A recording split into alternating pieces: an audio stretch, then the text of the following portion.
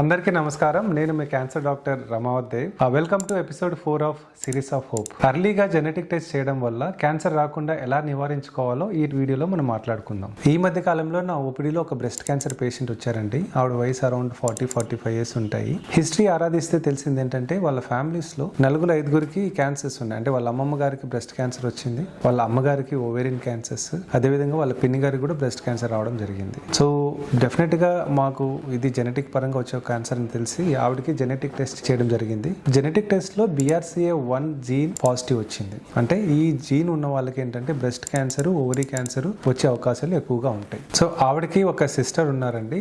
So వాళ్ళ sister కి మేము టెస్ట్ చేస్తే ఆవిడకి కూడా BRCA1 క్యాన్సర్ జీన్ పాజిటివ్ రావడం జరిగింది. అదృష్టం కొద్దీ ఆవిడకి ఇంకా క్యాన్సర్ రాలేదు.